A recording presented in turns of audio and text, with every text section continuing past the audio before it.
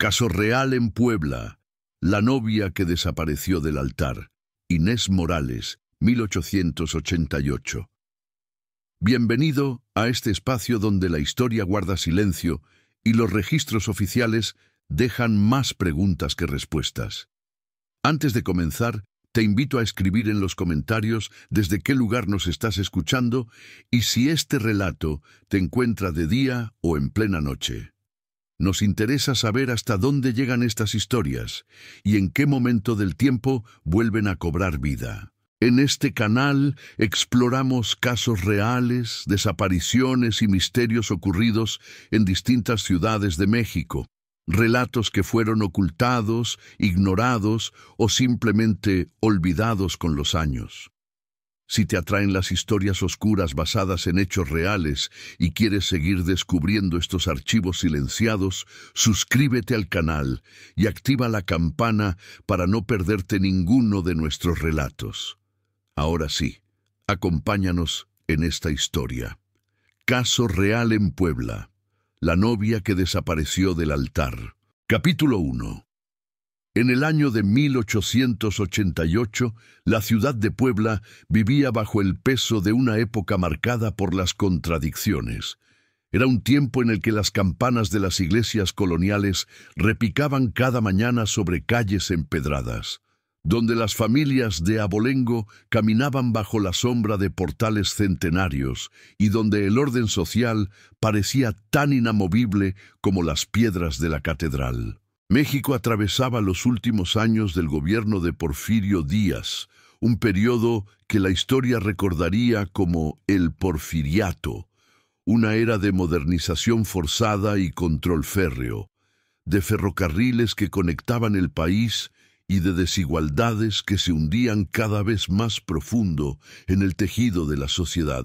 Puebla, la ciudad de Los Ángeles según la leyenda, era en aquellos días un centro de poder religioso y económico.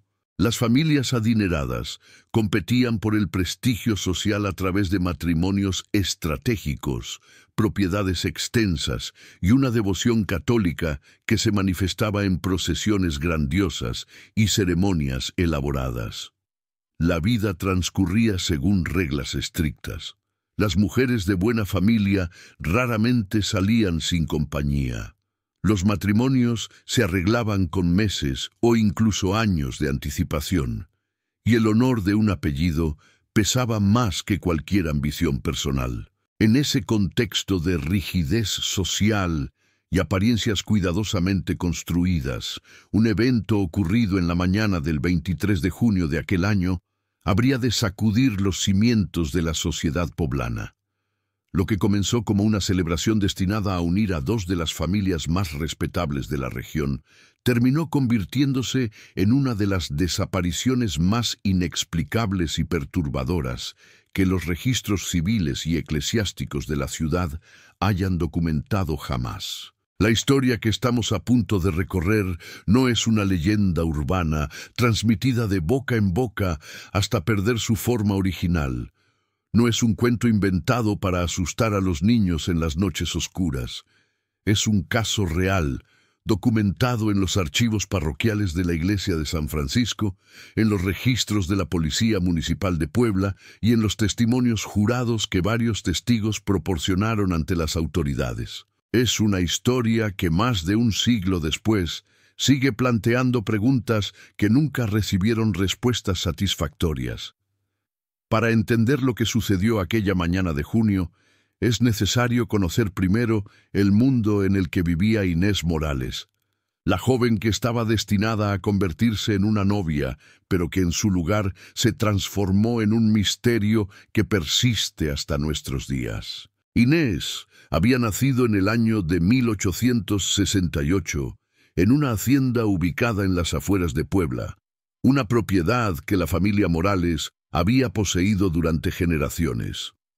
Los Morales eran considerados parte de la aristocracia terrateniente de la región, una familia cuya fortuna se había construido a través del cultivo de trigo, la producción de pulque y en décadas anteriores mediante el comercio de textiles.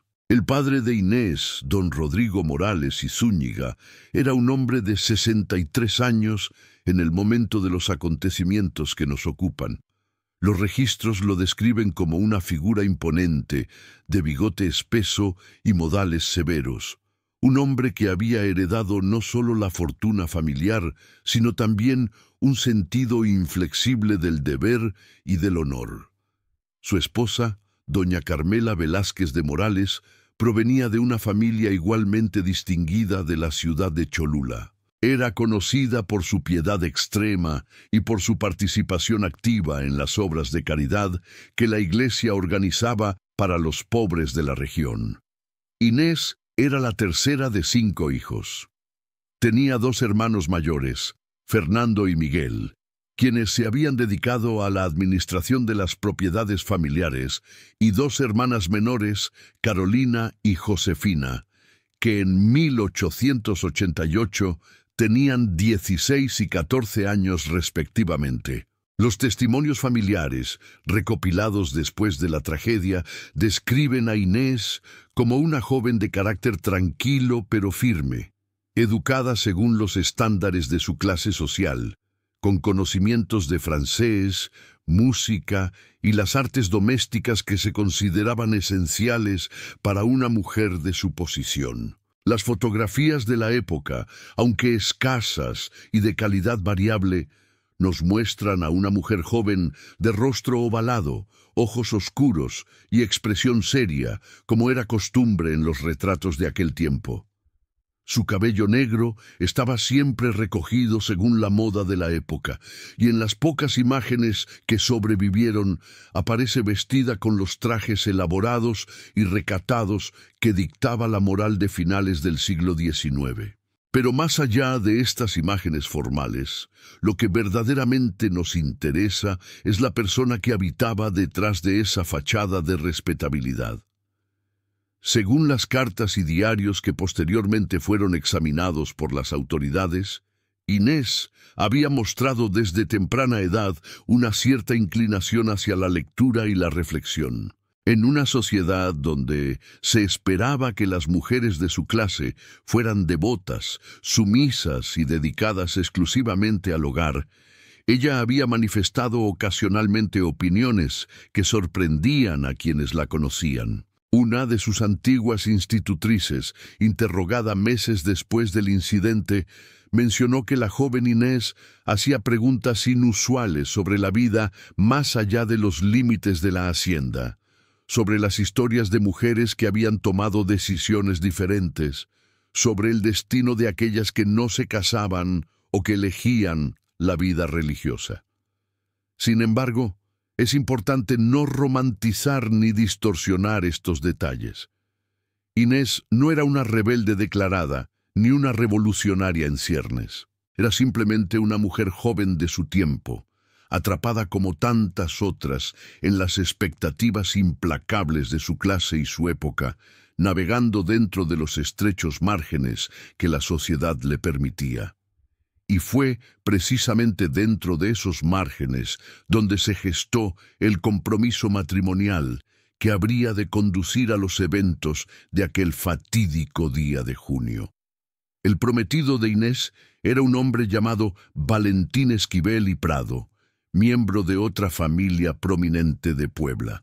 Los Esquivel habían hecho fortuna en el comercio de granos y posteriormente en la inversión en propiedades urbanas dentro de la ciudad. Valentín, de 32 años, en el momento de la boda programada, era el hijo mayor de don Gregorio Esquivel, un empresario conocido por su astucia en los negocios y su cercanía con las autoridades locales del gobierno porfirista. Capítulo 2. El compromiso entre Inés Morales y Valentín Esquivel no había surgido de un encuentro romántico ni de un cortejo apasionado. Como era habitual en las familias de su posición, el matrimonio había sido arreglado mediante conversaciones discretas entre don Rodrigo Morales y don Gregorio Esquivel durante una serie de encuentros que tuvieron lugar en el año de 1886, 2 años antes de la boda programada. Las familias se conocían desde hacía décadas, habían colaborado en varios negocios y la unión de sus hijos representaba una oportunidad excelente para consolidar alianzas económicas y sociales. Según los usos de la época, Inés y Valentín se habían visto en contadas ocasiones antes del compromiso formal. Las primeras reuniones ocurrieron siempre bajo la vigilancia estricta de las familias, en la sala principal de la Hacienda de los Morales o en el salón de la residencia urbana de los Esquivel. Los encuentros seguían un protocolo rígido. Conversaciones breves sobre temas apropiados, intercambio de cortesías formales y una distancia física que nunca se transgredía. La idea moderna del amor romántico como base del matrimonio era vista con sospecha en aquellos círculos. Lo que importaba era la compatibilidad de fortunas, la reputación de las familias y la garantía de que ambas partes cumplirían con los roles sociales que se esperaban de ellos. Los testimonios posteriores sobre la relación entre Inés y Valentín varían considerablemente. Algunos miembros de ambas familias insistieron en que la pareja había desarrollado un afecto genuino, que se trataban con respeto mutuo y que Inés había aceptado el compromiso sin objeciones.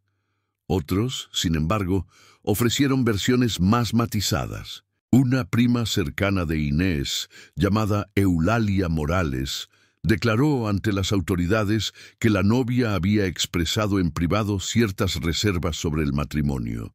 No porque tuviera algo en contra de Valentín específicamente, sino porque sentía una aprehensión general ante la idea de casarse, de dejar la casa familiar, de asumir las responsabilidades de una esposa y eventualmente de una madre. Es crucial entender que en la sociedad mexicana de finales del siglo XIX, las opciones para una mujer de la clase de Inés eran extremadamente limitadas. El matrimonio era prácticamente la única vía aceptable para una vida adulta respetable. La alternativa era permanecer soltera en la casa paterna, una situación que implicaba dependencia económica y social perpetua, o bien ingresar a un convento, una opción que requería una vocación religiosa genuina y que, además, implicaba renunciar por completo a cualquier autonomía personal. La idea de que una mujer pudiera vivir de manera independiente, trabajar para mantenerse o simplemente elegir no casarse sin enfrentar el ostracismo social era completamente impensable en aquel contexto.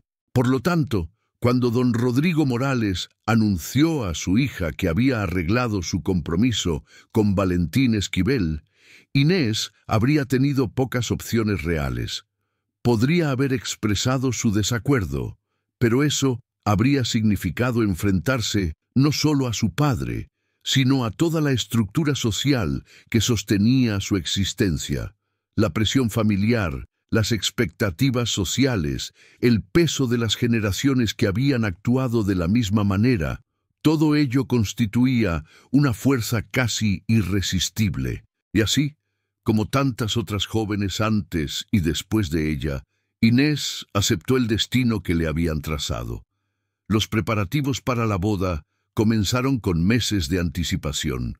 En las familias de la aristocracia poblana, un matrimonio no era simplemente la unión de dos personas, sino un evento social de primera magnitud, una oportunidad para demostrar riqueza, poder y conexiones. La ceremonia se llevaría a cabo en la iglesia de San Francisco, uno de los templos más antiguos y venerables de la ciudad, construido en el siglo XVI y ubicado en el corazón del centro histórico. La elección de este lugar no era casual. Reflejaba el estatus de ambas familias y su deseo de que el matrimonio fuera presenciado por la sociedad más selecta de Puebla. Doña Carmela, la madre de Inés, supervisó personalmente cada detalle de los preparativos. El vestido de novia fue encargado a una modista francesa que residía en la Ciudad de México, una mujer llamada Madame Dubois, conocida por crear los trajes de boda más exquisitos para las familias adineradas del país. El vestido, según las descripciones que han sobrevivido, era una obra maestra de la costura de la época, confeccionado en seda blanca importada, con un corpiño ajustado decorado con perlas pequeñas, mangas largas con encaje de Bruselas y una falda amplia con una cola de casi 2 metros de longitud. El velo, también de encaje, había sido heredado de la abuela materna de Inés, una tradición que se consideraba de buen augurio. Las joyas que Inés llevaría el día de su boda habían sido seleccionadas con igual cuidado. Un collar de perlas y diamantes, propiedad de la familia Morales desde hacía 3 generaciones, sería el adorno principal. Los aretes a juego, también de diamantes, habían pertenecido a una tía abuela de Inés que había muerto joven, un detalle que posteriormente algunos interpretarían como un presagio sombrío. En las muñecas, la novia llevaría 2 pulseras de oro, una con su nombre grabado y otra que era un regalo de Valentín, con la fecha de la boda inscrita en el interior. El banquete posterior a la ceremonia se celebraría en la residencia de los Esquivel, una casona de 2 plantas ubicada en la calle que hoy se conoce como la 5 de Mayo, aunque en aquella época tenía otro nombre. Los cocineros habían sido contratados con semanas de anticipación. El menú había sido planeado meticulosamente y se esperaba que asistieran más de 200 invitados, incluyendo algunas de las figuras más prominentes de la sociedad poblana, funcionarios del gobierno local, comerciantes prósperos y representantes de las familias terratenientes de la región. A medida que se acercaba la fecha de la boda, la atmósfera en la hacienda de los Morales se volvió cada vez más tensa. Varios sirvientes que trabajaban en la propiedad notaron cambios en el comportamiento de Inés. Una de las doncellas, una mujer llamada Petra Ramos, declaró posteriormente que en las semanas previas a la boda, la señorita Inés había estado inusualmente callada, que pasaba largas horas en su habitación y que en ocasiones la había encontrado mirando por la ventana con una expresión que ella describió como de gran tristeza. Otra empleada mencionó que Inés había perdido el apetito, que apenas tocaba la comida durante las cenas familiares y que su madre había expresado preocupación por su aspecto pálido y demacrado. Capítulo 3. Es imposible saber con certeza qué pensamientos ocupaban la mente de Inés Morales durante aquellas últimas semanas antes de su boda. No dejó un diario revelador.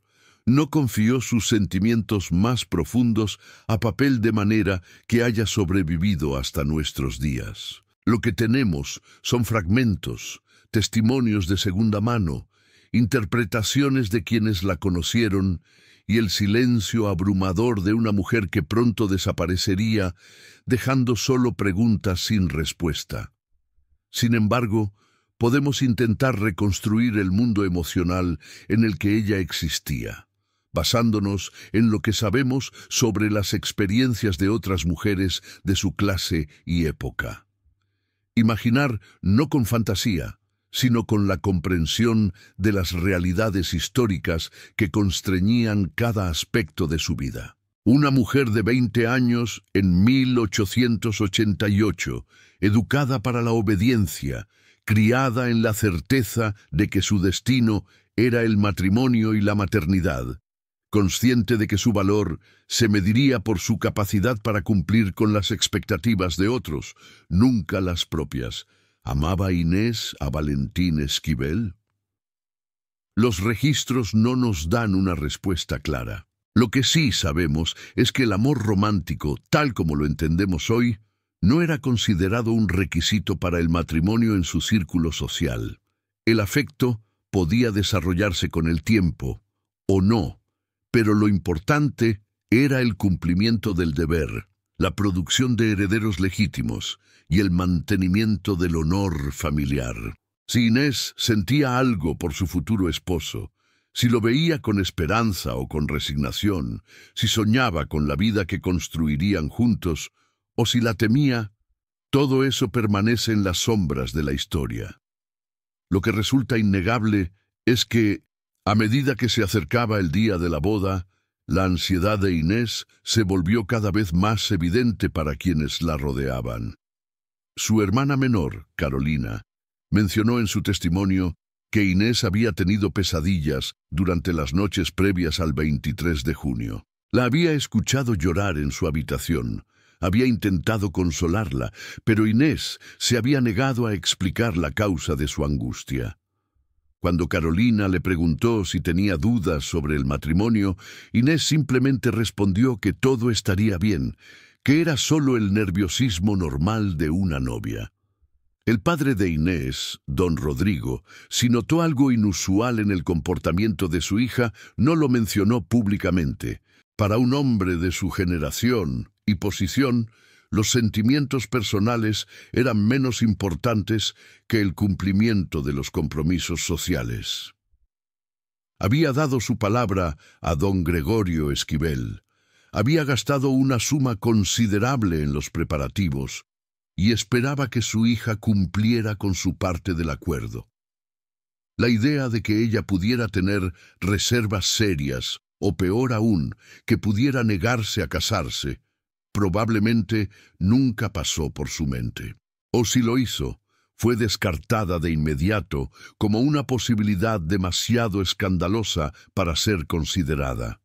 La mañana del 23 de junio de 1888 amaneció despejada sobre Puebla. Era uno de esos días en los que el cielo se mostraba de un azul intenso sin una sola nube, y el sol iluminaba las fachadas de las iglesias y los edificios coloniales con una luz dorada. El clima era cálido, pero no excesivo, una temperatura agradable para la época del año. Todo parecía dispuesto para una celebración perfecta. En la hacienda de los Morales, la actividad comenzó desde las primeras horas de la mañana. Los sirvientes se movían con prisa controlada, preparando el desayuno, arreglando las habitaciones, asegurándose de que cada detalle estuviera en su lugar. Inés se despertó temprano, según el testimonio de Petra Ramos, la doncella que la atendió aquella mañana. Petra recordaría después que la señorita Inés estaba pálida y callada, que apenas probó el chocolate caliente y el pan dulce que le llevaron a su habitación, y que permaneció sentada junto a la ventana durante largo rato, mirando hacia los campos que rodeaban la hacienda. El proceso de vestir a una novia en aquella época era un ritual elaborado que tomaba varias horas. Primero venían las prendas interiores, las múltiples capas de enaguas que darían volumen a la falda del vestido, el corsé que debía ser ajustado con cuidado para moldear la figura según los cánones de belleza de la época. Luego el vestido mismo, con todos sus botones pequeños y sus detalles delicados. Después venía el peinado, un proceso que requería paciencia y habilidad, especialmente porque el velo debía ser colocado con precisión. Finalmente, las joyas, cada pieza puesta en su lugar con reverencia, conscientes de su valor tanto monetario como simbólico. Petra Ramos declaró que durante todo este proceso, que comenzó alrededor de las 8 de la mañana, Inés apenas habló. Respondía cuando le hacían preguntas, asentía cuando era necesario, pero su mirada parecía estar fija en algún punto distante. Su madre, doña Carmela, entró varias veces en la habitación para supervisar los preparativos y para ofrecer palabras de ánimo a su hija. Le habló sobre las bendiciones del matrimonio, sobre la importancia de ser una buena esposa, sobre la alegría de traer hijos al mundo. Inés escuchaba en silencio.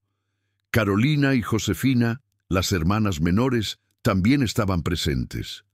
Ellas, emocionadas por el evento, charlaban sobre el vestido, sobre las flores, sobre los invitados que asistirían.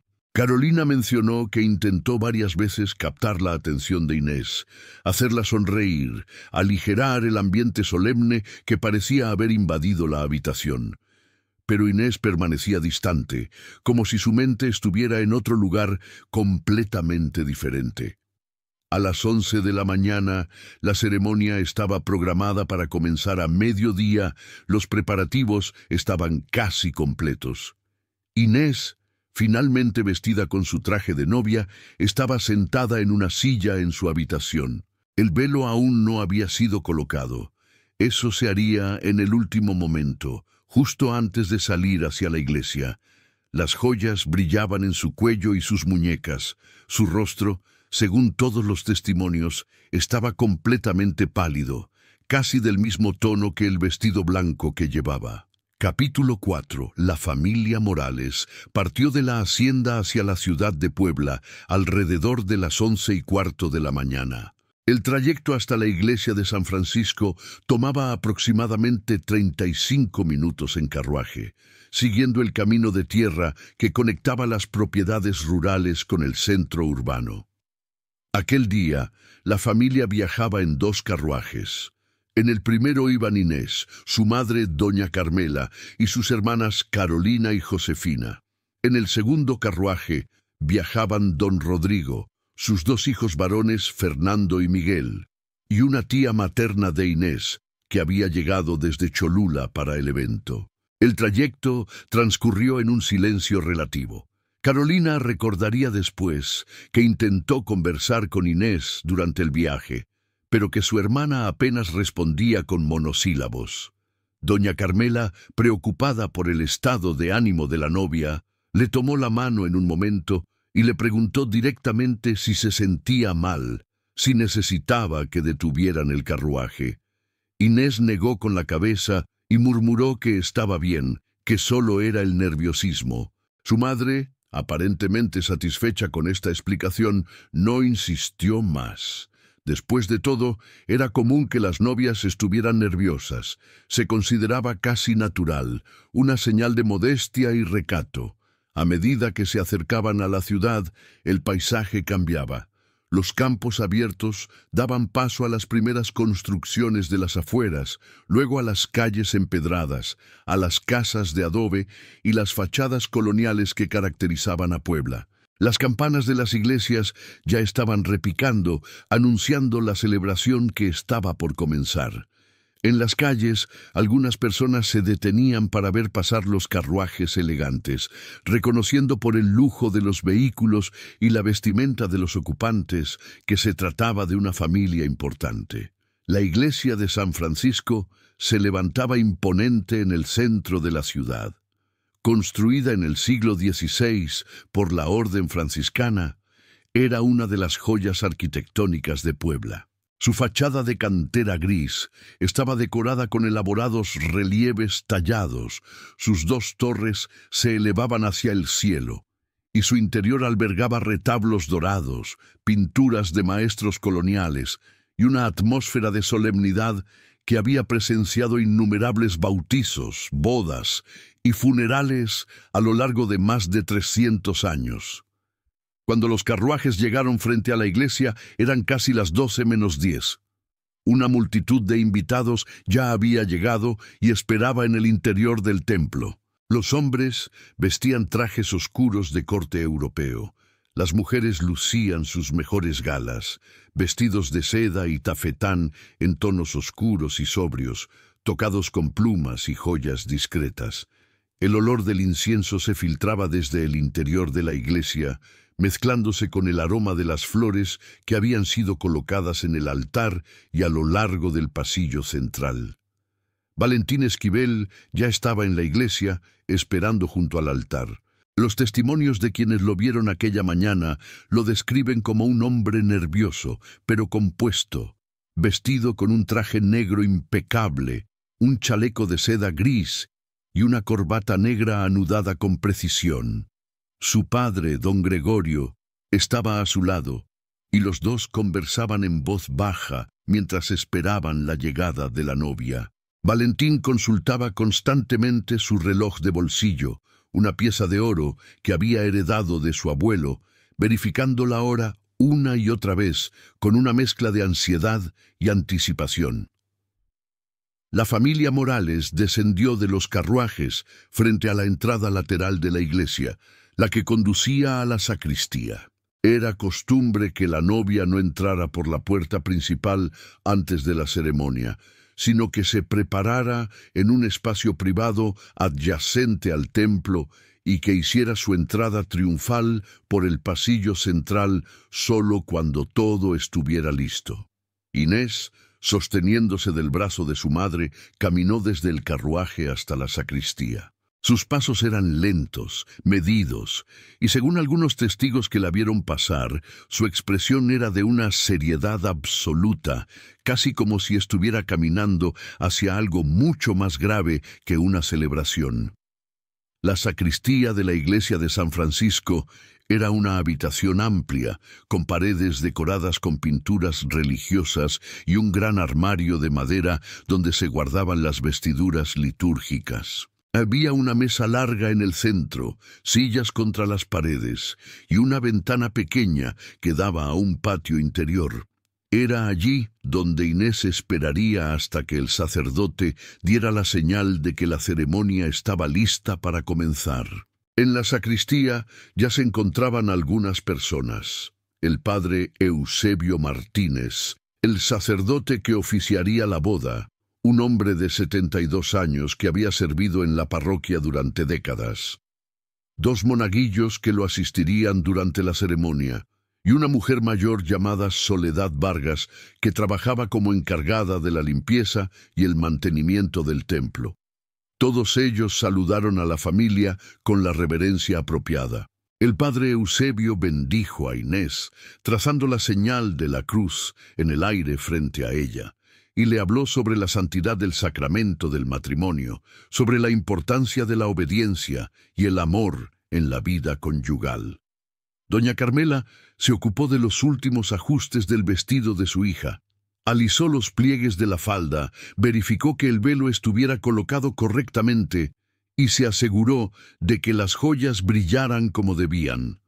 Carolina y Josefina observaban con una mezcla de emoción y nerviosismo. Don Rodrigo entró brevemente en la sacristía para ver a su hija antes de que la ceremonia comenzara. Se acercó a ella, le tomó ambas manos y le dijo algo en voz baja que nadie más alcanzó a escuchar. Inés asintió, pero no sonrió. A las 12 en punto, las campanas de la iglesia comenzaron a repicar con mayor intensidad, señalando que la ceremonia estaba a punto de comenzar. El órgano del templo empezó a tocar la marcha nupcial, sus notas profundas resonando por toda la nave. Era el momento. El padre Eusebio hizo una señal a la familia. Era hora de que la novia hiciera su entrada. La procesión se organizó rápidamente. Don Rodrigo le ofreció el brazo a su hija. Era él quien la llevaría por el pasillo central hasta el altar, donde la entregaría simbólicamente a Valentín Esquivel. Detrás de ellos caminarían doña Carmela, Carolina y Josefina, seguidas por algunos otros miembros de la familia. Los monaguillos abrirían la marcha, llevando velas encendidas. Las grandes puertas de madera que comunicaban la sacristía con el interior de la iglesia se abrieron. Desde allí se podía ver el templo en toda su magnificencia. El pasillo central cubierto con una alfombra blanca especialmente colocada para la ocasión. Los bancos de madera oscura ocupados por los invitados. Las columnas de cantera que sostenían los arcos de medio punto.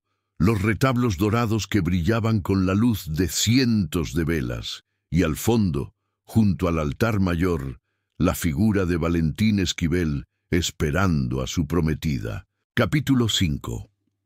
El momento exacto en el que Inés Morales desapareció permanece envuelto en una confusión que nunca pudo ser completamente aclarada. Lo que sabemos proviene de los testimonios contradictorios de varias personas que estaban presentes en la sacristía y sus alrededores durante los minutos críticos que precedieron a la procesión nupcial. Según el relato más aceptado, basado principalmente en el testimonio del padre Eusebio Martínez, la secuencia de eventos fue la siguiente.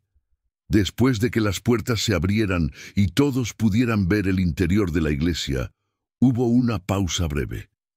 Don Rodrigo se giró hacia su hija para verificar que estuviera lista. Inés estaba de pie junto a él, con el velo cubriendo su rostro, sosteniendo un ramo de flores blancas entre sus manos enguantadas. El padre le preguntó en voz baja si estaba preparada. Ella asintió, con un movimiento casi imperceptible de la cabeza. Los monaguillos comenzaron a caminar, iniciando la procesión. Don Rodrigo dio un paso hacia adelante, esperando que Inés lo siguiera. Pero en ese momento, según su propio testimonio, sintió que su hija se detenía. Él se giró hacia ella y la vio llevarse una mano al pecho, como si le faltara el aire. ¿Estás bien?, le preguntó con preocupación. Inés no respondió de inmediato. Permaneció inmóvil durante unos segundos que probablemente se sintieron como una eternidad. Doña Carmela, que estaba justo detrás de ellos, también notó que algo no iba bien. Se acercó a su hija y le preguntó qué sucedía. Inés murmuró algo que ni su padre ni su madre pudieron entender con claridad. Algunas versiones posteriores sugieren que dijo, «No puedo», pero esto nunca fue confirmado con certeza. Lo que sí es seguro es que en aquel momento Inés comenzó a respirar con dificultad, su mano todavía presionada contra su pecho, y el ramo de flores cayó de su otra mano al suelo de piedra de la sacristía. La familia entró en un estado de alarma controlada. Don Rodrigo intentó sostener a su hija por los hombros. Carolina se adelantó para recoger el ramo de flores. Josefina, asustada, empezó a preguntar qué pasaba. El padre Eusebio, preocupado, se acercó a la familia y sugirió que tal vez sería mejor que Inés se sentara por un momento, que recuperara la compostura antes de continuar. Era comprensible que una novia estuviera nerviosa, pero esto parecía ser algo más grave que un simple caso de nervios. Fue entonces cuando ocurrió algo que nadie esperaba. Inés, según el testimonio unánime de todos los presentes, se apartó bruscamente de su padre. Dio varios pasos hacia atrás, alejándose del umbral que separaba la sacristía de la iglesia. Su respiración se había vuelto más agitada. A través del velo, aunque su rostro no era visible con claridad, los testigos notaron que su cabeza se movía de lado a lado, como si estuviera negando algo o tratando de despejar su mente. «Necesito un momento», fueron las palabras que Inés pronunció con una voz que todos describieron como temblorosa, pero audible. «Solo un momento, por favor». Doña Carmela intentó acercarse a ella de nuevo, pero Inés levantó una mano en un gesto que claramente significaba que quería estar sola. Su madre, desconcertada y preocupada, miró a don Rodrigo, quien a su vez miró al padre Eusebio con una expresión de perplejidad y creciente alarma. El sacerdote, tratando de mantener la calma, sugirió que tal vez sería prudente cerrar las puertas por un momento, dar a la novia unos minutos de privacidad para que pudiera recuperar la compostura. Don Rodrigo, aunque visiblemente molesto, aceptó la sugerencia. Los monaguillos, que ya habían avanzado unos pasos hacia el interior de la iglesia, fueron llamados de vuelta. Las grandes puertas de madera se cerraron lentamente, bloqueando la vista de los invitados que esperaban en el templo y que empezaban a murmurar entre sí, preguntándose qué estaba causando el retraso. Ahora, aquí es donde los testimonios empiezan a divergir de manera significativa, y donde la historia entra en un territorio de confusión y contradicción que nunca pudo ser resuelto satisfactoriamente. Según don Rodrigo, después de que las puertas se cerraran, él se acercó nuevamente a su hija con la intención de hablar con ella en privado. Pero en ese momento, uno de los monaguillos le dijo que había un problema con las velas del altar, que algunas se habían apagado y necesitaban ser reemplazadas. Esto requería la atención del padre Eusebio, quien salió de la sacristía por una puerta lateral que conducía directamente al presbiterio del templo. Don Rodrigo, distraído por esta situación, giró la cabeza para hablar con el sacerdote. Doña Carmela, por su parte, declaró que en ese momento ella estaba tratando de calmar a Josefina, quien había empezado a llorar al ver a su hermana en tal estado de angustia.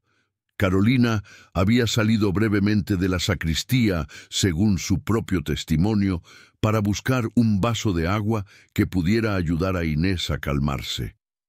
Fueron, según los relatos más precisos, aproximadamente 2 o 3 minutos de distracción general. 2 o 3 minutos en los que cada miembro de la familia estaba ocupado con algo, en los que la atención no estaba completamente centrada en Inés. Y fue en esos 2 o 3 minutos cuando ocurrió lo inconcebible. Cuando don Rodrigo se giró de nuevo hacia el lugar donde había visto por última vez a su hija. Inés ya no estaba allí. El lugar donde había estado de pie momentos antes estaba vacío. El vestido de novia, ese elaborado conjunto de seda blanca y encajes, yacía en el suelo como un montículo de tela, perfectamente extendido, como si la persona que lo había llevado se hubiera evaporado de dentro de él. El velo estaba junto al vestido.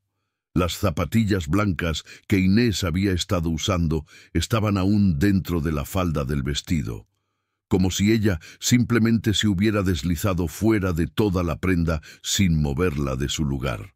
Don Rodrigo, según su testimonio, se quedó paralizado durante un segundo, su mente incapaz de procesar lo que estaba viendo. Luego gritó el nombre de su hija. ¡Inés! Su voz resonó en la sacristía con una urgencia que alertó inmediatamente a todos los presentes. Doña Carmela soltó a Josefina y corrió hacia donde estaba su esposo. Cuando vio el vestido vacío en el suelo, su rostro se descompuso por completo. Capítulo 6. El caos que siguió al descubrimiento del vestido vacío fue absoluto e inmediato. Don Rodrigo comenzó a revisar frenéticamente la sacristía, abriendo el armario de vestiduras, mirando detrás de la mesa, como si su hija pudiera estar escondida en alguno de esos lugares, obviamente inadecuados, para ocultar a una persona. Doña Carmela, con las manos temblando, recogió el vestido del suelo y lo examinó como si esperara encontrar alguna explicación en la tela misma. El padre Eusebio, que había regresado al escuchar los gritos, se quedó inmóvil en el umbral, su rostro reflejando una mezcla de confusión y horror. «¿Dónde está?», preguntó doña Carmela con una voz que rozaba la histeria. «¿Dónde está mi hija?». Nadie tenía una respuesta. Carolina, que acababa de volver con el vaso de agua, dejó caer el recipiente al ver la escena.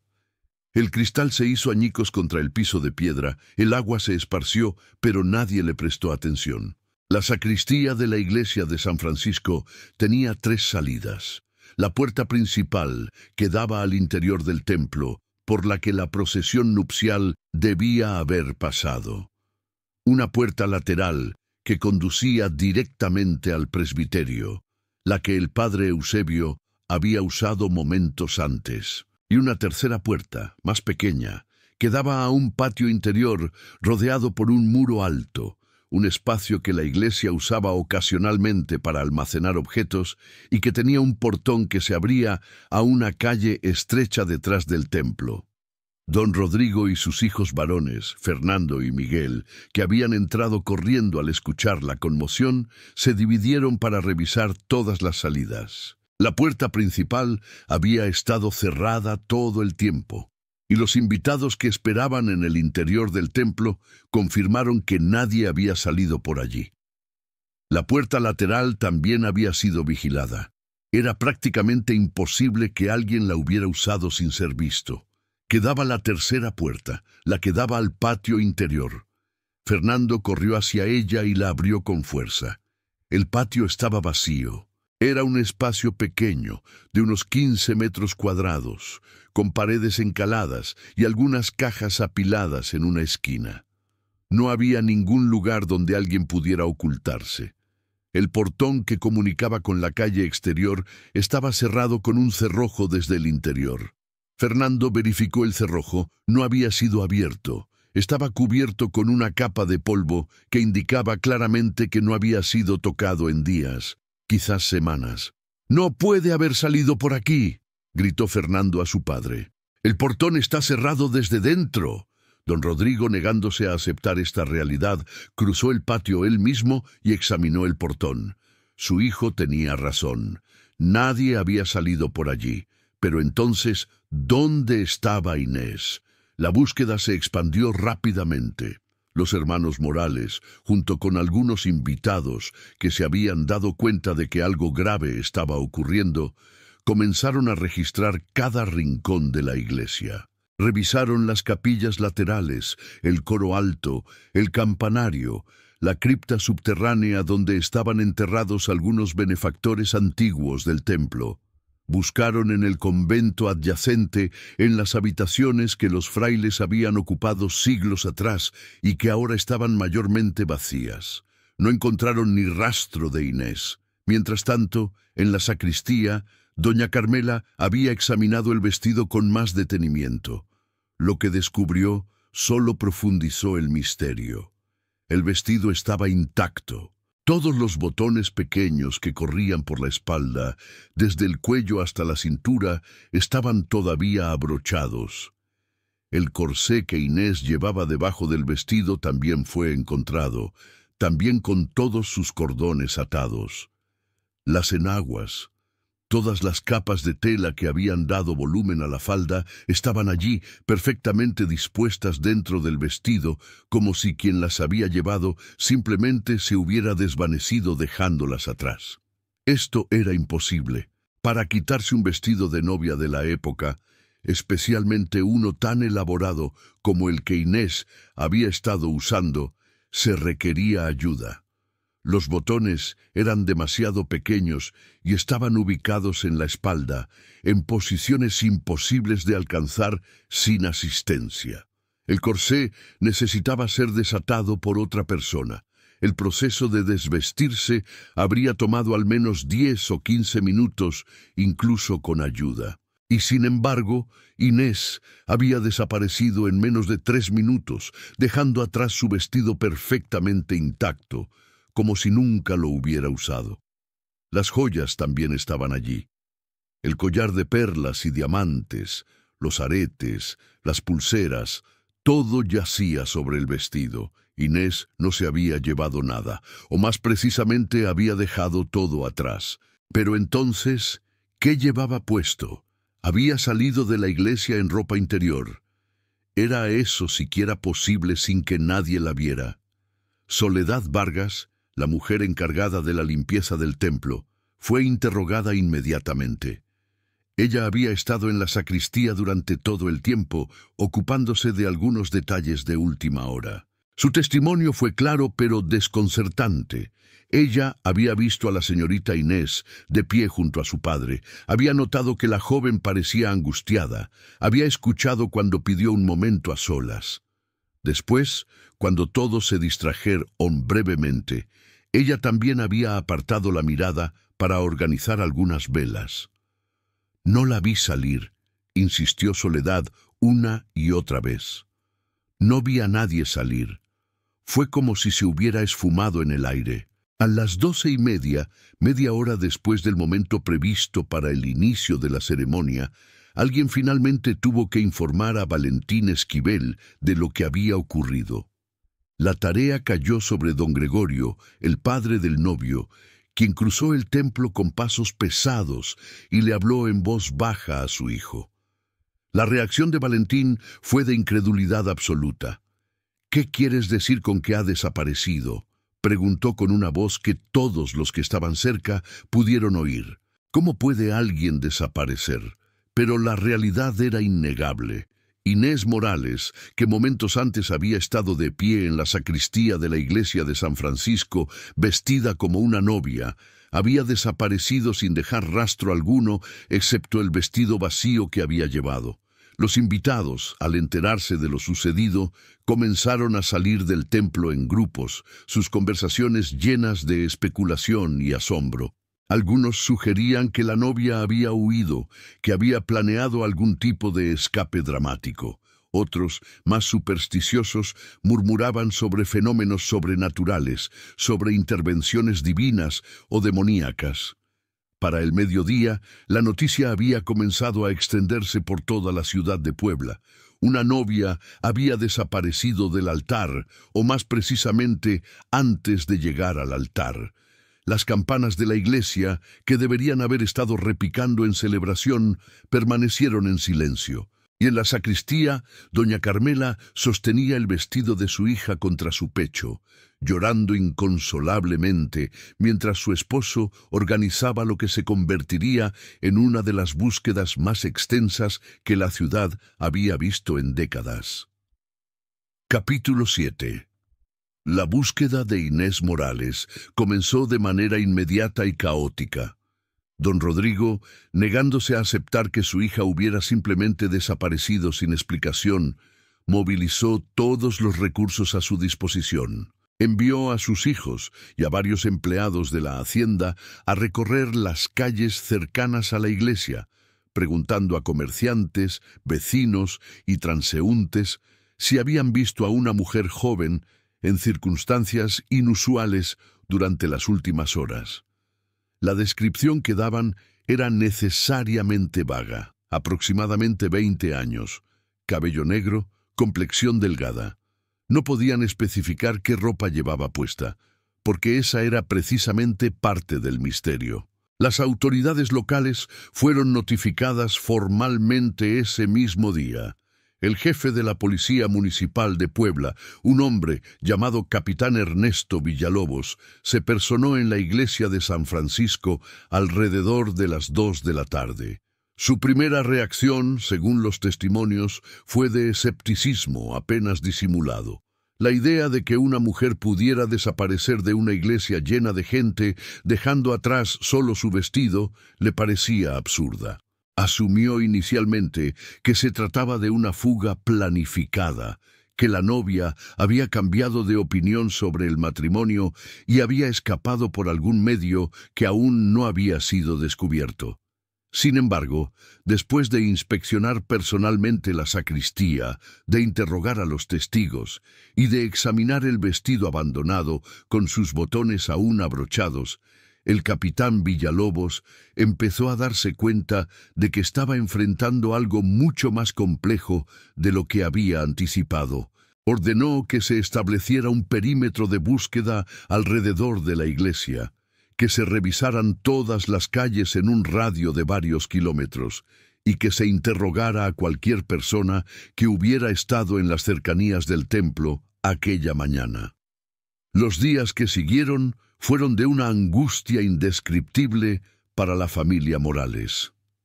Doña Carmela cayó en un estado de postración, permaneciendo en cama la mayor parte del tiempo, incapaz de comer o dormir adecuadamente. Don Rodrigo, por su parte, se convirtió en una figura obsesiva, dirigiendo personalmente las búsquedas, ofreciendo recompensas cada vez mayores por cualquier información que condujera al paradero de su hija. Las hermanas de Inés, Carolina y Josefina, vivían en un estado de shock, preguntándose constantemente qué había pasado con su hermana y si volverían a verla. Valentín Esquivel también participó en las búsquedas, aunque su comportamiento durante esos días fue descrito por algunos como errático. Pasaba horas caminando sin rumbo por las calles de Puebla, preguntando a la gente si habían visto a Inés, visitando la iglesia repetidamente como si esperara encontrarla allí. Algunos testigos recordarían después que lo habían visto hablando solo, murmurando frases incoherentes, y que su aspecto se deterioró rápidamente. Dejó de afeitarse. Sus ropas se volvieron descuidadas. Sus ojos adquirieron una expresión vidriosa y distante. A medida que pasaban los días sin ninguna pista significativa, Las teorías sobre lo que había sucedido comenzaron a proliferar. La más mundana, y la que muchos en la ciudad consideraban más probable, era que Inés había planeado su escape con anticipación. Según esta teoría, ella habría arreglado que alguien, posiblemente un cómplice, le proporcionara ropa de cambio escondida en algún lugar de la sacristía o del patio adyacente. Durante los breves momentos en que nadie la estaba mirando directamente, se habría quitado el vestido de novia con una rapidez imposible, se habría puesto la ropa oculta y habría escapado por alguna ruta que las autoridades aún no habían identificado. El problema con esta teoría era múltiple. Primero, nadie pudo encontrar evidencia de ropa oculta en ningún lugar de la iglesia o sus alrededores. Segundo, quitarse un vestido tan elaborado en menos de 3 minutos, sin ayuda y dejándolo perfectamente intacto con todos los botones aún abrochados, era prácticamente imposible. Tercero, no había ningún indicio de un cómplice. Inés había vivido una vida extremadamente resguardada. No tenía contactos independientes fuera de su círculo familiar inmediato que pudieran haber ayudado en tal plan. Otra teoría, más oscura, sugería que Inés había sido secuestrada, que alguien, por razones que permanecían en el misterio, había entrado en la sacristía y se la había llevado a la fuerza durante esos momentos de distracción. Pero esta teoría enfrentaba sus propios problemas insuperables. ¿Cómo habría un secuestrador sacado a una mujer vestida con un elaborado traje de novia de una iglesia llena de gente sin ser visto? ¿Por qué se habría molestado en quitarle el vestido primero? ¿Y cómo habría salido del edificio cuando todas las salidas estaban vigiladas o cerradas? Hubo quienes, especialmente entre los sectores más religiosos y supersticiosos de la población, propusieron explicaciones sobrenaturales. Algunos dijeron que Inés había sido llevada por espíritus, que su desaparición era un castigo divino o una intervención demoníaca. Otros recordaban viejas leyendas sobre novias que desaparecían en el día de su boda. Historias que se remontaban a siglos atrás en la tradición oral mexicana. El padre Eusebio Martínez, el sacerdote que debía haber oficiado la ceremonia, se negó rotundamente a dar crédito a tales interpretaciones, pero no pudo ofrecer ninguna explicación alternativa que tuviera más sentido. A la semana de la desaparición, las búsquedas se habían expandido mucho más allá de Puebla. Don Rodrigo había enviado mensajeros a ciudades vecinas, había contactado a sus conocidos en otras regiones, había hecho imprimir carteles con la descripción de Inés que fueron distribuidos por todo el estado. La recompensa ofrecida por información que llevara a su hija había aumentado a una suma considerable, suficiente para tentar incluso a los ciudadanos más honestos. Pero no llegaba ninguna información útil. Sí hubo numerosos informes de avistamientos, pero cada uno de ellos resultó ser falso cuando fue investigado. Una mujer joven, vista en un mercado de Cholula, resultó ser alguien completamente diferente. Otra supuesta aparición en un pueblo a 2 días de camino de Puebla también se reveló como un caso de identidad equivocada. Era como si Inés Morales se hubiera evaporado literalmente, desapareciendo no solo de la iglesia, sino del mundo entero. Las semanas se convirtieron en un mes, luego en 2 meses. La historia de la novia desaparecida había captado la imaginación pública en toda la región. Los periódicos de la Ciudad de México publicaron artículos sobre el caso, algunos especulando audazmente sobre las posibles explicaciones, otros limitándose a reportar los hechos escuetos. La familia Morales, antes respetada y envidiada por su posición social, se había convertido ahora en objeto de lástima y de una curiosidad morbosa. Don Rodrigo había gastado una fortuna en las búsquedas. Había contratado investigadores privados, había sobornado a funcionarios para que dedicaran más recursos al caso, había ofrecido recompensas cada vez más altas. Nada de esto produjo resultados. Su salud comenzó a deteriorarse bajo el peso de la preocupación y la frustración. Doña Carmela, mientras tanto, apenas salía de su habitación, pasando los días rezando y llorando, aferrándose al vestido de novia de su hija como si fuera una reliquia sagrada. El capitán Villalobos había interrogado a docenas de personas, todos los invitados que habían estado en la iglesia aquel día, los vecinos de las casas cercanas al templo, los comerciantes de las calles adyacentes, los empleados de la familia Morales, incluso personas que habían tenido algún contacto con Inés en los meses previos a la boda. No encontró ninguna pista que explicara su desaparición. Ningún testigo había visto algo inusual. Ningún sospechoso obvio emergió de las investigaciones. Y entonces, en la mañana del 21 de septiembre de 1888, casi exactamente 3 meses después de la desaparición, un grupo de campesinos que trabajaban en una parcela de tierra a aproximadamente 2 kilómetros de la iglesia de San Francisco hizo un descubrimiento que cambiaría el curso de la investigación y profundizaría aún más el misterio que rodeaba el destino de Inés Morales. Capítulo 8.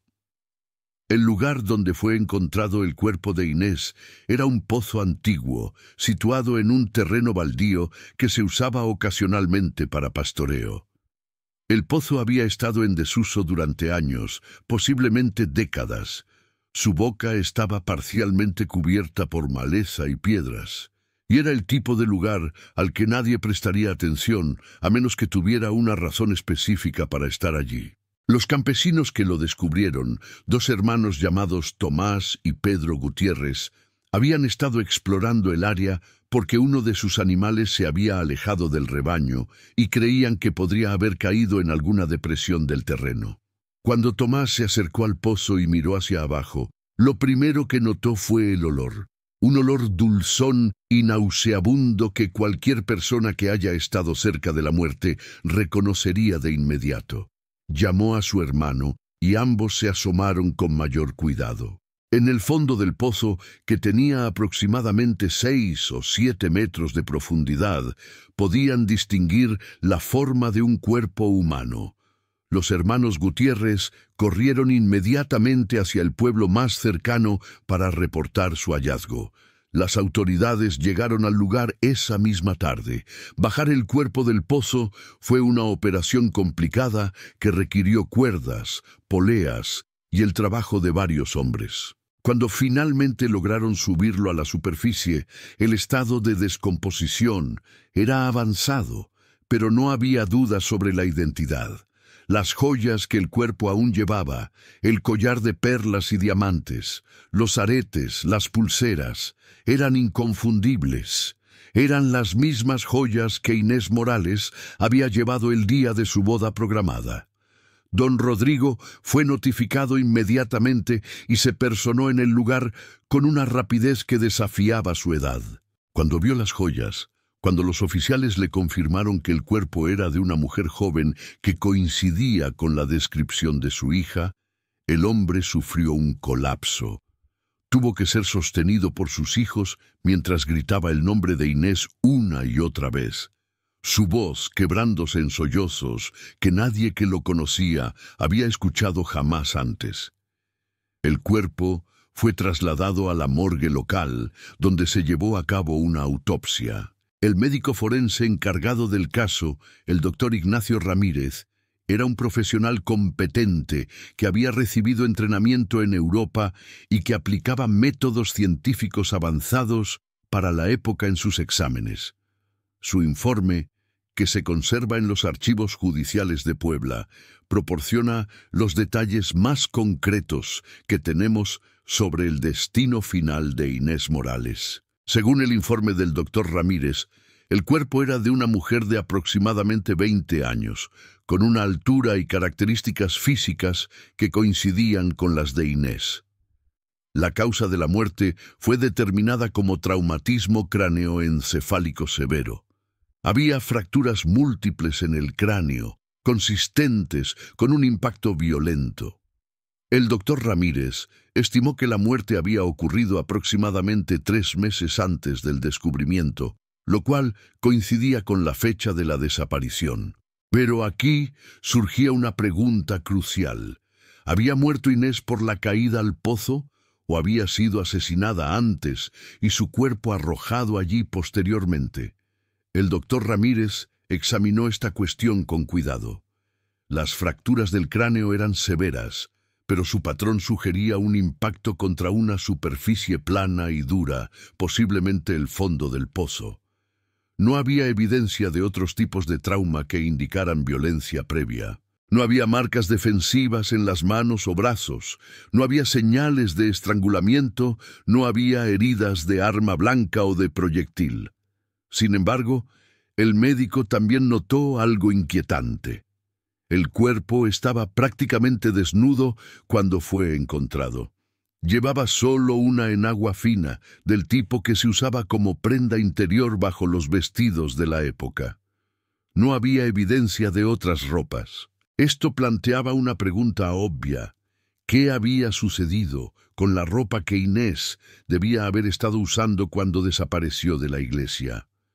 La teoría inicial de las autoridades fue que Inés, después de quitarse o ser despojada del vestido de novia en la sacristía, había huido de la iglesia usando solo sus prendas interiores. Había llegado de alguna manera al lugar donde estaba el pozo, había caído en él o había sido empujada y había muerto por el impacto. Pero esta teoría enfrentaba múltiples problemas que la hacían casi imposible de sostener. Primero, ¿cómo había salido Inés de la iglesia sin ser vista, especialmente vistiendo solo ropa interior?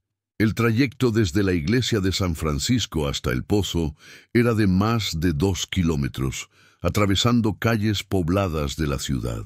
Era inconcebible que una mujer joven, visiblemente en estado de angustia y vestida de manera tan inapropiada, pudiera caminar esa distancia en pleno día sin que nadie la notara o la detuviera. Segundo, el terreno donde estaba el pozo no estaba en un camino obvio desde la iglesia. No había ninguna razón lógica para que Inés, asumiendo que había logrado escapar, se dirigiera específicamente a ese lugar remoto. Conocía la existencia del pozo, había ido allí intencionalmente o había sido llevada contra su voluntad. Tercero, el hecho de que las joyas permanecieran en el cuerpo descartaba el móvil de robo.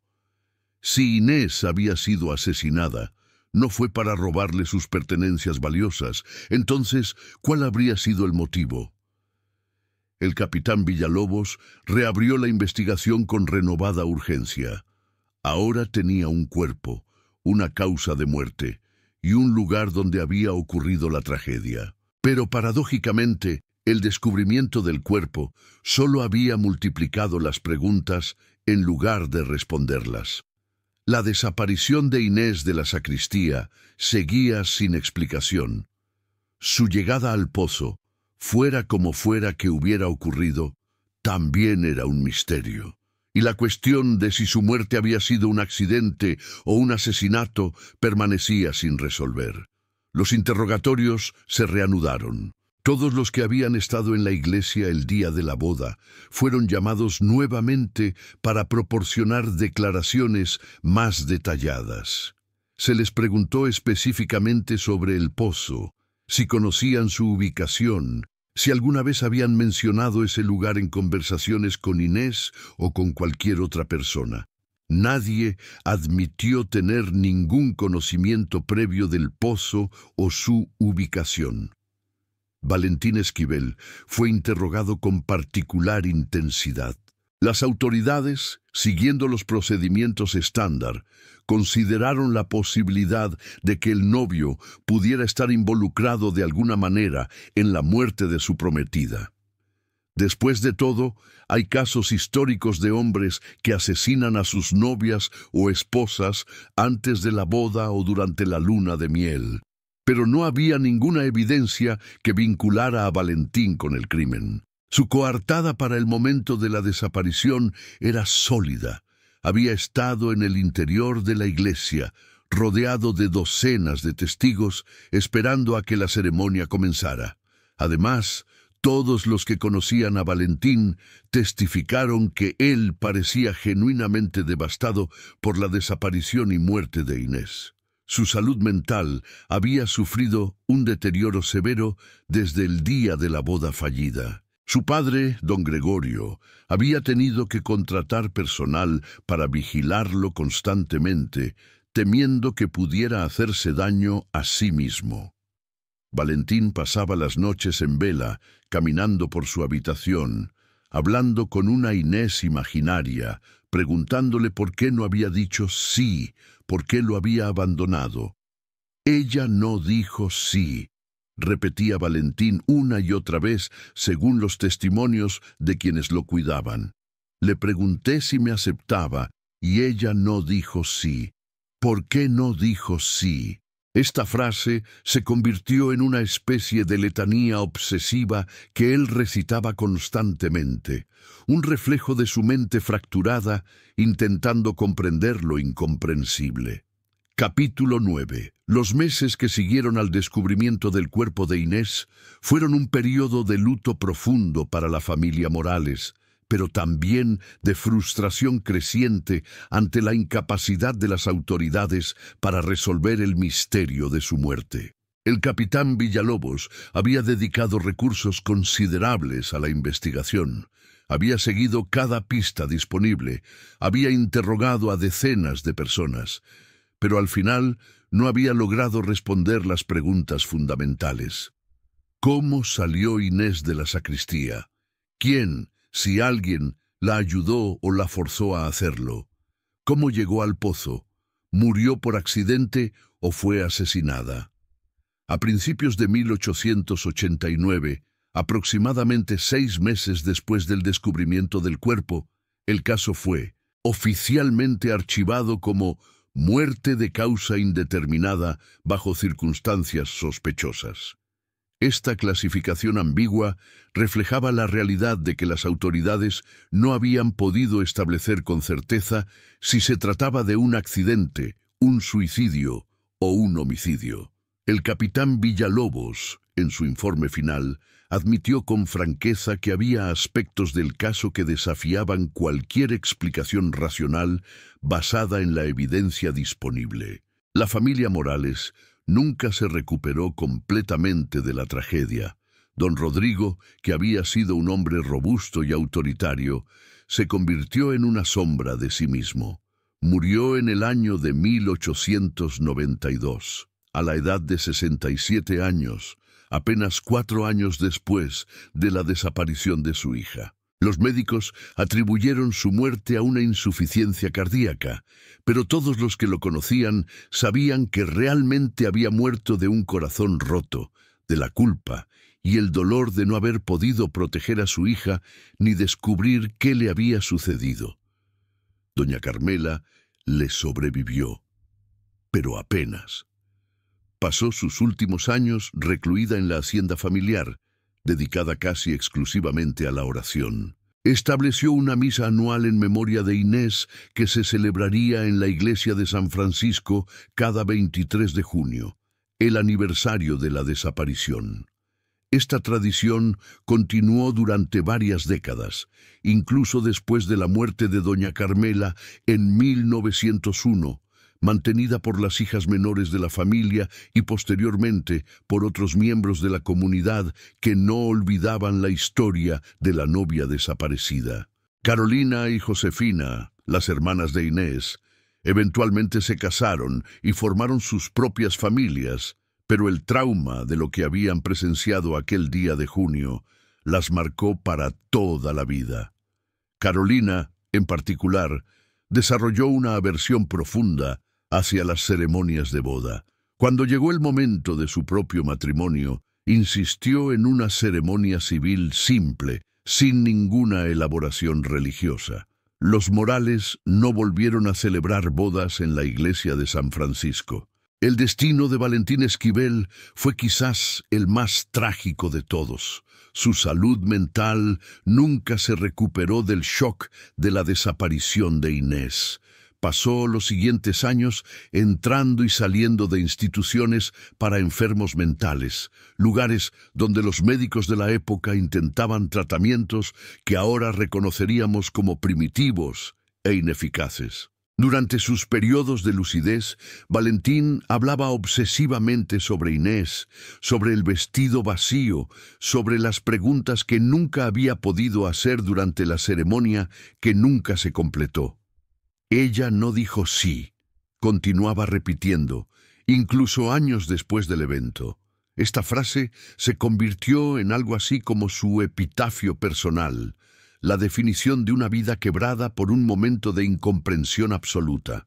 Valentín Esquivel murió en el año de 1905, a la edad de 49 años, en un sanatorio privado en las afueras de Puebla. Oficialmente, la causa de muerte fue registrada como neumonía, pero quienes lo conocían sabían que su verdadera enfermedad había sido el dolor de un amor que nunca tuvo la oportunidad de consumarse, de preguntas que nunca recibieron respuestas. Con el paso de los años, la historia de Inés Morales se convirtió en parte del folclore de Puebla. Se contaba en las tardes, en los momentos en que las familias se reunían y compartían historias del pasado. Cada narrador agregaba sus propios detalles, sus propias interpretaciones, sus propias teorías sobre lo que realmente había sucedido aquel día de junio de 1888. Algunas versiones se inclinaban hacia lo sobrenatural, hablando de intervenciones divinas o maldiciones antiguas. Otras permanecían en el ámbito de lo posible, especulando sobre planes de fuga, amantes secretos o complots familiares. Pero ninguna de estas teorías, por creativas o elaboradas que fueran, podía explicar satisfactoriamente todos los elementos del caso. El vestido intacto con los botones aún abrochados. La desaparición en menos de 3 minutos de una sacristía con salidas limitadas. La ausencia de cualquier testigo que hubiera visto a Inés después de entrar en la iglesia. El cuerpo encontrado 3 meses después en un pozo lejano, con las joyas intactas, pero la ropa desaparecida. La muerte por traumatismo craneal, que podría haber sido un accidente o podría haber sido asesinato. Cada explicación que se ofrecía resolvía algunos aspectos del misterio, pero dejaba otros sin respuesta. Los investigadores posteriores, particularmente en el siglo XX, cuando se renovó el interés en casos históricos sin resolver, intentaron aplicar técnicas más modernas de análisis al caso Morales. Se examinaron nuevamente los registros judiciales, se buscaron documentos adicionales en archivos que previamente no habían sido consultados. Se entrevistó a descendientes de personas que habían estado involucradas en los eventos originales. Pero el paso del tiempo había borrado muchas evidencias. Los testigos estaban muertos, los detalles se habían perdido o distorsionado, y lo que quedaba era un esqueleto de información que podía ser interpretado de múltiples maneras, pero que nunca proporcionaba una conclusión definitiva. Lo que sí sabemos, lo que podemos afirmar con certeza, basándonos en los documentos históricos que han sobrevivido, es que Inés Morales fue una persona real que vivió y murió en circunstancias extraordinariamente misteriosas. No fue una invención literaria ni una leyenda fabricada. Su desaparición causó un impacto genuino en su comunidad. Generó una investigación oficial extensa y dejó tras de sí un rastro de dolor y preguntas sin respuesta que persiste hasta el día de hoy. Cuando visitamos hoy la iglesia de San Francisco en Puebla, más de un siglo después de estos eventos, podemos pararnos en el mismo lugar donde Inés estuvo por última vez. La sacristía ha sido remodelada varias veces a lo largo de las décadas, pero la estructura básica permanece. Las puertas son las mismas, o al menos similares. El patio interior todavía existe, aunque el portón que alguna vez estuvo cerrado con cerrojo, desde el interior ha sido reemplazado. El templo mismo continúa celebrando bodas, bautizos y todos los demás ritos que ha presenciado durante siglos, indiferente a la tragedia que una vez tuvo lugar entre sus muros. El pozo donde fue encontrado el cuerpo de Inés también existe todavía, aunque el terreno ahora es propiedad privada y está cerrado al público. En algún momento de las décadas posteriores al descubrimiento, alguien colocó una cruz de madera cerca del lugar, una cruz que se deterioró con el tiempo y eventualmente desapareció. No hay marcador, no hay placa, nada que indique a un observador casual que este lugar fue el escenario final de una de las historias más perturbadoras de la historia de Puebla. La tumba de Inés Morales se encuentra en el cementerio municipal de la ciudad, en una sección reservada para las familias adineradas de la época. La lápida, de mármol blanco ahora manchado por el tiempo, lleva una inscripción simple: Inés Morales y Velázquez, 1868-1888. Descanse en paz. No menciona cómo murió. No hace referencia a la boda que nunca se completó. No ofrece ninguna explicación. Debajo de esta inscripción, su madre agregó una línea adicional, grabada en letras más pequeñas: Dios conoce los secretos que nosotros no podemos comprender. Conclusión. Y así llegamos al final de esta historia, aunque es un final que no ofrece el cierre que todos deseamos. No puedo ofrecerles una solución al misterio de Inés Morales. No puedo explicarles con certeza cómo desapareció de la sacristía, cómo llegó al pozo, o si su muerte fue un accidente trágico o el resultado de un acto de violencia deliberado.